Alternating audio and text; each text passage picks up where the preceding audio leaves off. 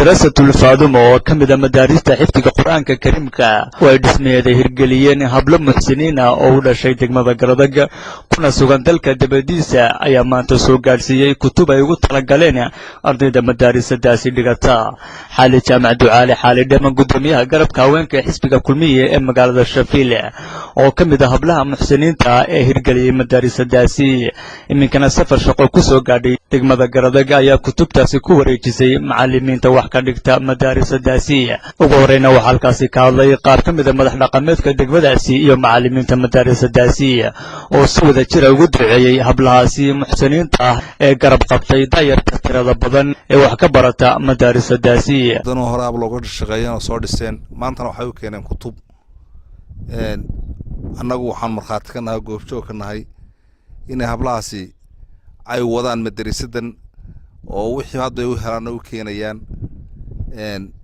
haltan waxaan fadhidaa ardadii loogu talagalay wax ku barato ardadana waxaan ku waaninayaa maanta in guri hadday miyigii ka soo xoroodeen cilmigiina loo furay haddaan cilmiga qofkii cilmiga aan ka faa'iideysan inuu khasaaraya ee suuqa un carcarala haddii qofku cilmiga ka faa'iideysto wuxuu galay nolol kale ardada waxaan ugu ducaynayaa inay ilaahay kuwii wax barta ay noqdaan iyaguna ay dadaalaan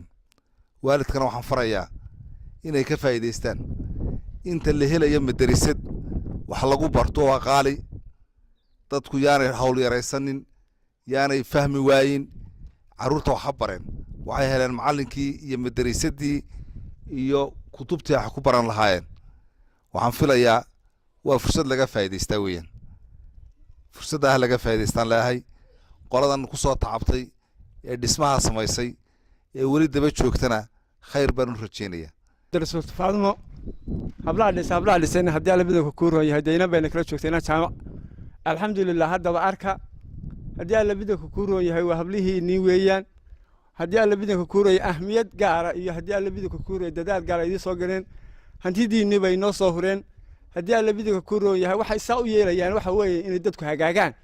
hadii alla bidoo ku rooyay ay dadku hagaagi waayaan hadii alla bidoo ku rooyay adduunku hagaagi maayo adduunka dalkan waxa hagaajay waa diin weeye walaalayaal hadii alla bidoo ku rooyay alxamdulillah hadii alla bidoo ku rooyay hablaha hadii saan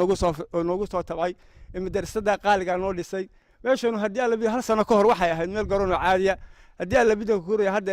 dadka dabadegay madrasadu hadii alla bidoo ku rooyay waxay furay hal sano furay hadii alla rabadaantii labaad loo soo gashay alxamdulillah ma had meel sare marayaan hadii alla bidoo ku rooyay wax walba waa leeyihiin hadii alla bidoo ku rooyay ardadu hadii alla bidoo ku rooyay ugu sareeysan waxa eriyay ilaajiska sanaad ilaajiska lixaad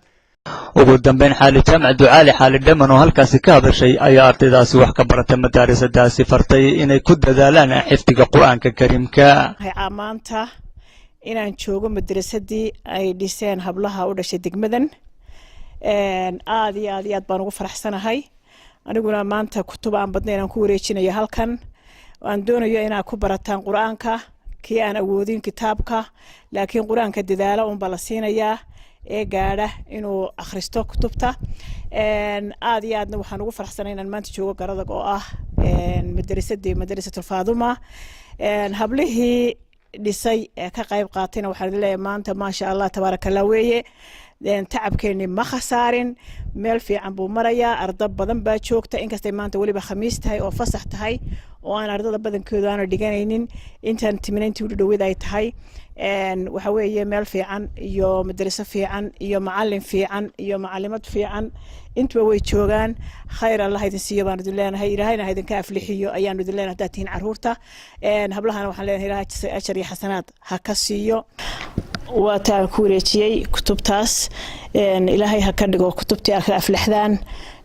dadkii aan ku talagalay waalidiintayda iyo wixii ay iyagu si ballan qaadanaya muslimiinta dhamaana ilaahay ka ajar iyo xasanaad ha ka siiyo ha uga dhigo sadaqada jaariya